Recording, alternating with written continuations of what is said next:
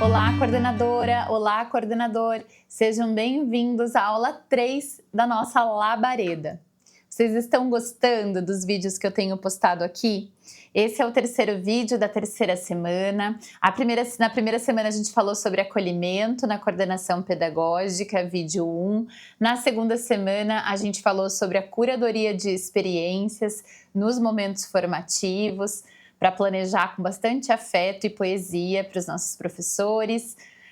E hoje a gente vai falar desse terceiro tema tão importante, que é o tempo na coordenação pedagógica.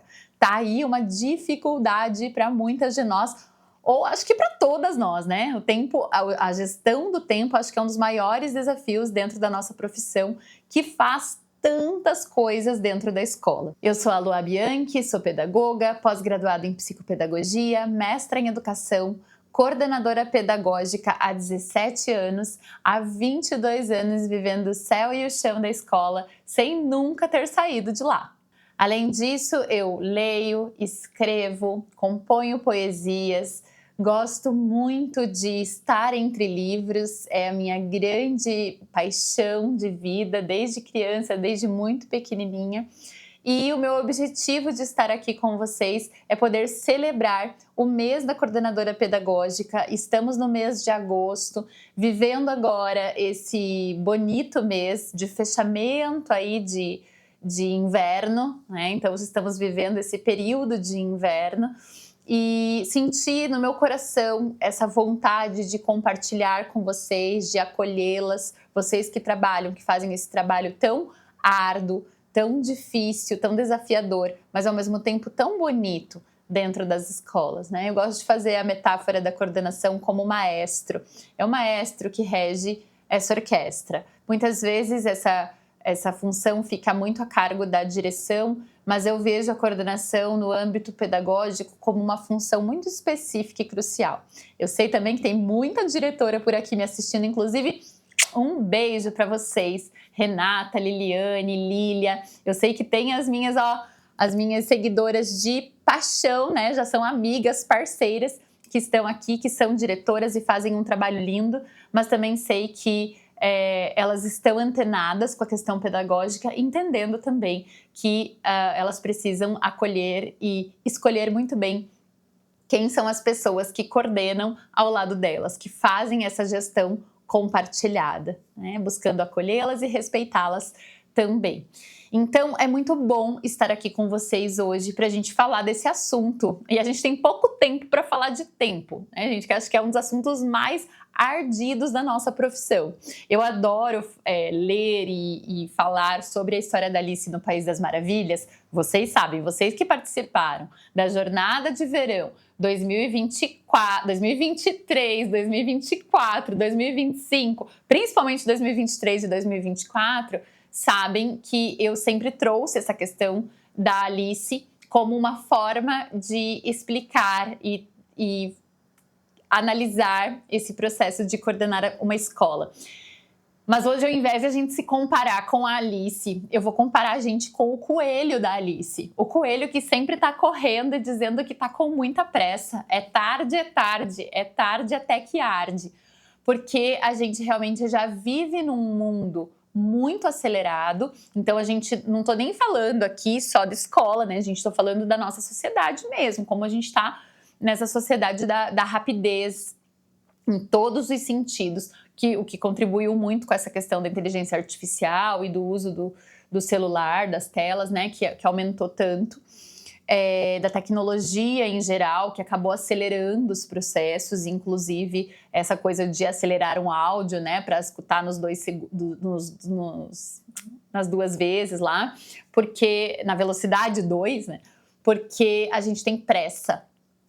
E dentro da coordenação, a gente não pode ter tanta pressa assim, porque a gente precisa de tempo para maturar ideias, tempo para sentir, tempo para viver e planejar boas experiências para todos. Então, a gente precisa tentar melhorar a nossa qualidade de vida dentro da escola e fora também, porque a gente corre dentro e corre fora. Então, hoje eu queria trazer para vocês alguns aspectos importantes para a gente poder pensar nesse tempo dentro da escola e fora.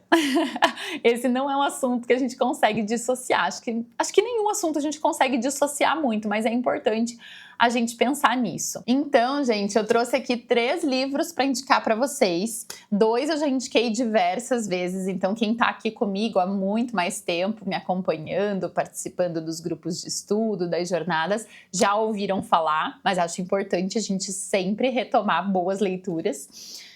E um que é uma novidade. Nunca indiquei, nunca apareceu por aqui. Eu tô sempre com novidades literárias para vocês, né? O primeiro livro que eu queria indicar aqui é O Foco, do Daniel Goleman. Eu amo esse livro. Ele é o autor da Inteligência Emocional, né? Um livro que foi um best-seller e ajudou muito nesses processos das pesquisas psicológicas, né? A respeito dessa inteligência emocional, que é talvez a inteligência mais importante que nós podemos cultivar e desenvolver. Mas esse livro ele é bem especial porque ele vai trazer justamente sobre essa questão do tempo e tem três citações específicas aqui que eu gostaria de trazer para vocês. Pensar profundamente exige manter a mente focada. Quanto mais distraídos estamos, mais superficiais são as nossas reflexões. Gente, vou ler de novo essa frase.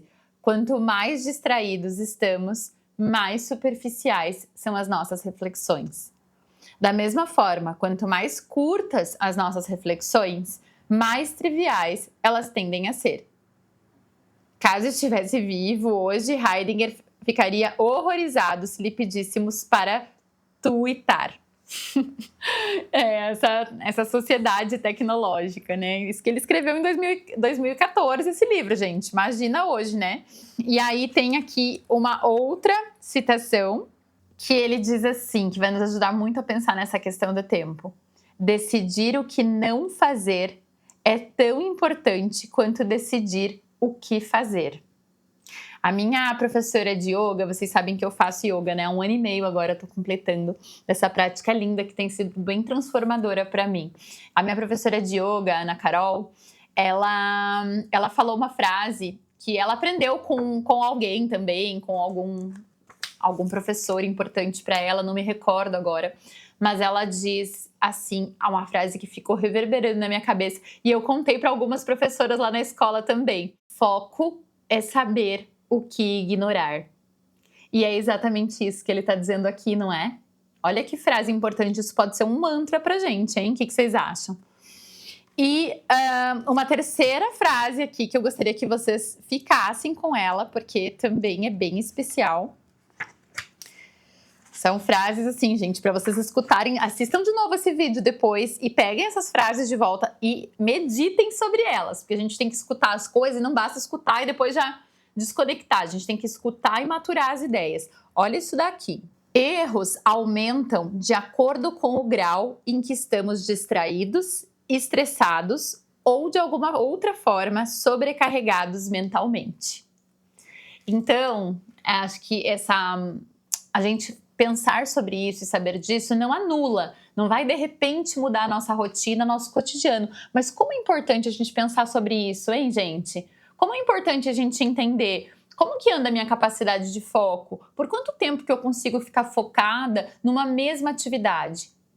Na escola, eu já sei, né? É quase impossível.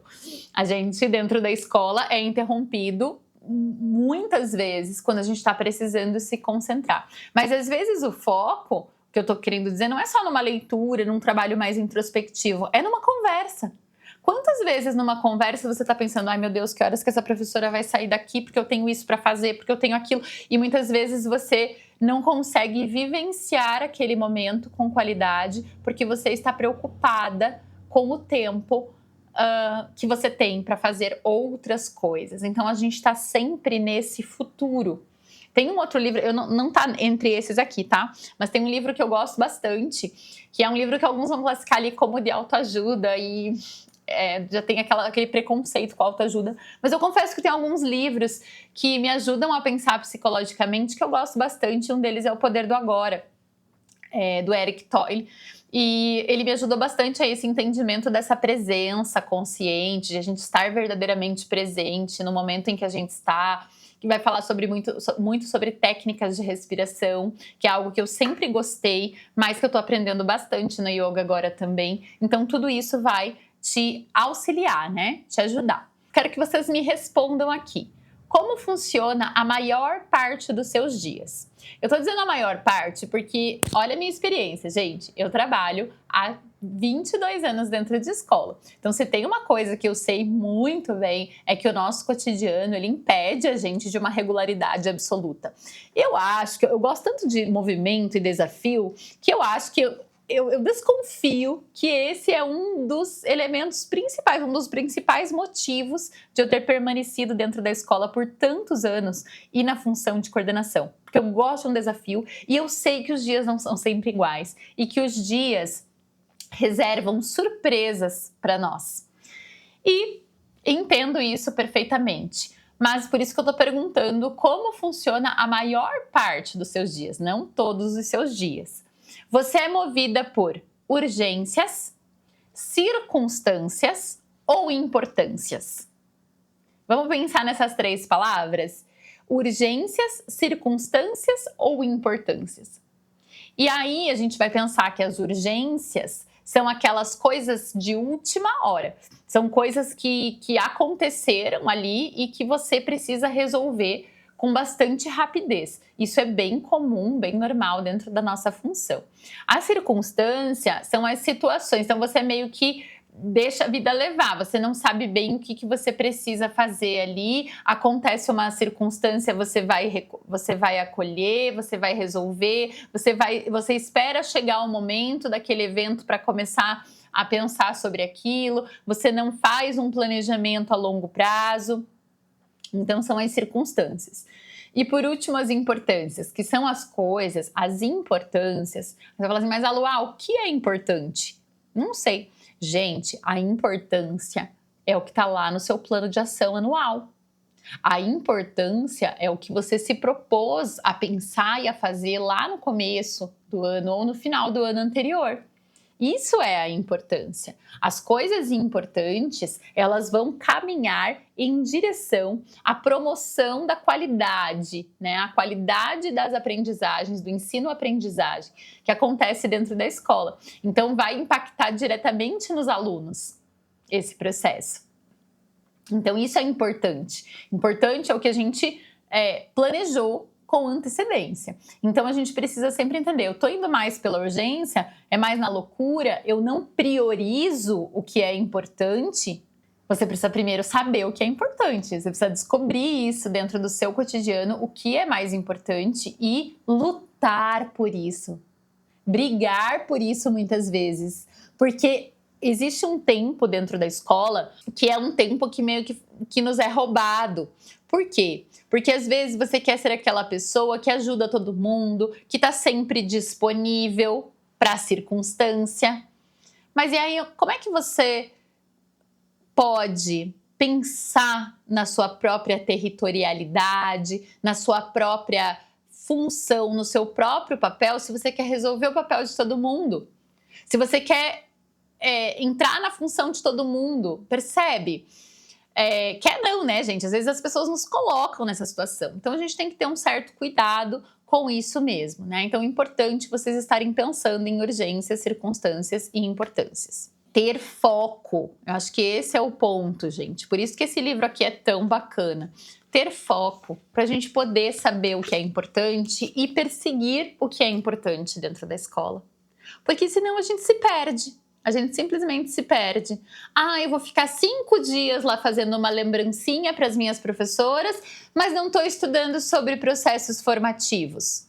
Não estou estudando sobre realmente como se aprende, a constituição das aprendizagens. Isso não vai fazer sentido. Ou estou preenchendo 1000 documentos lá, burocráticos, e não estou olhando para a parte teórica, para a parte de como que eu vou conseguir fazer uma transposição didática ali, por exemplo. Então, tudo isso vai fazer muita diferença, você ter foco e você aprender o que deve ignorar. O segundo livro que eu quero mostrar aqui para vocês é essa preciosidade, já também indicada 1000 vezes, um dos meus livros preferidos que mora no meu coração, A Pedagogia do Caracol, por uma escola lenta e não violenta, do Gianfranco Zavaloni. Eu quero só ver quem vai assistir a essa aula, porque vocês vão escrever lá nos comentários para mim, para nós, para nossa comunidade, quem aí faz parte do PEL. O que é o PEL? O PEL é o Partido dos Encontros Lentos. Olha que bonito, o Gianfranco Zavaloni fala nesse texto para que serve esta louca corrida, e ele vai dizer, olha que lindo isso, gente. Não é verdade que as experiências mais belas e felizes são vividas nos sinais das sensações prazerosas que não são influenciadas pela ânsia do tempo que passa? O arco-íris não dá de presente momentos maravilhosos sem olhar o relógio? Uma sugestão apaixonada. Cada um faz uma lista daquilo que lhe aconteceu de positivo quando provou os percursos lentos, constantes, tenazes da tartaruga e da lesma, que, digamos, simplesmente deixam um caminho discreto, débil, mas sensato. E depois, inscrevamo-nos no PEL. Não pensem em fórmula econômica, mas no Partido dos Encontros Lentos. Olha que bonito isso! Então é a gente pensar em como desacelerar sendo coordenadora. E isso eu posso dizer para vocês, gente, aprendi bastantão. Consegui desacelerar muito perto do que eu era, porque eu era, quem tá aqui há um tempão sabe que eu já falei isso muitas vezes. Eu sou coordenadora há 17, 18 anos. Então, dentro desse tempo, eu aprendi e evoluí muito. Graças a Deus, eu não sou nem um pouco parecida com aquela coordenadora que eu era lá no começo. Apenas tenho a mesma paixão, mas o resto, as coisas mudaram muito, e a cada ano que passa mudam mais. Então hoje eu posso dizer que eu faço parte do PEL, desse Partido dos Encontros Lentos. Por quê? Porque eu acredito e me sinto bem quando consigo fazer as coisas com mais tempo, mais devagar. Por quê? Porque existe uma palavra mágica para isso também. No mesmo encontro que a palavra mágica do encontro anterior, da aula anterior, era intencionalidade, a palavra mágica desse encontro é planejamento. Quando a gente aprende a planejar, aí a coisa vai, gente. A planejar de verdade, não é fazer uma agenda lá no começo do ano e nunca mais olhar para ela. Quando a gente aprende a organizar o nosso tempo, a gente consegue e aprende a fazer as coisas com muito mais tranquilidade, gente. Então a palavra-chave é planejar. Não se trata de precisar de mais tempo, mas sim gerir melhor o seu próprio tempo, né? Então eu tô falando dentro da escola. Fora da escola, gente, quem sou eu para dizer como você vai poder lidar com o seu tempo?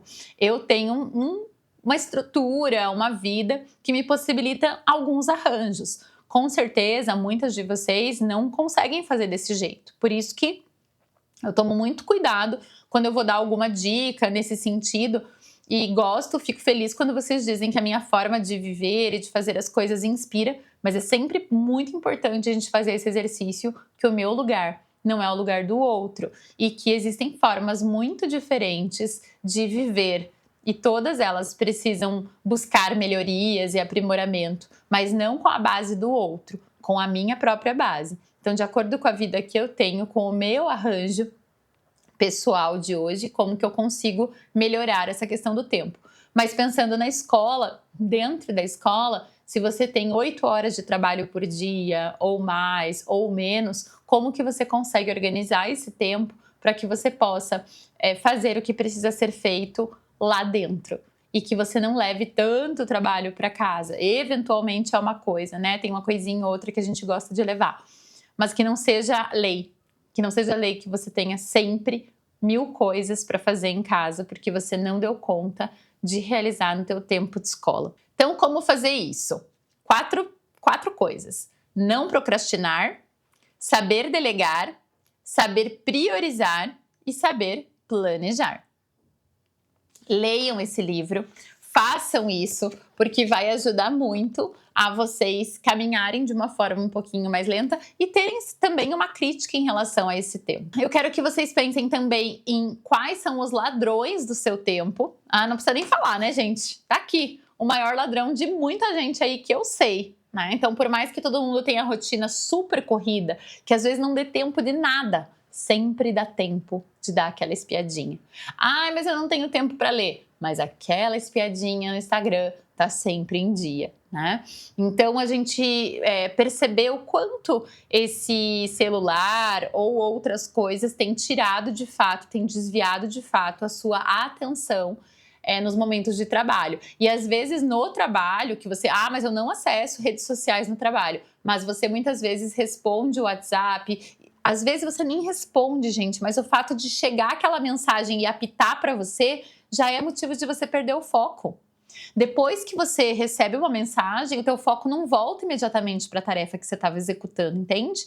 Então é muito importante pensar sobre isso. Eu não vou falar aqui hoje sobre os passos de planejar tudo isso de forma mais meticulosa, vão existir outras oportunidades, mas eu acho muito importante vocês pensarem nisso como possibilidade de organizar melhor o seu tempo, de entender por que a gente precisa ir na contramão dessa sociedade maluca que nos impõe essa coisa frenética de resolver 3.000 coisas ao mesmo tempo.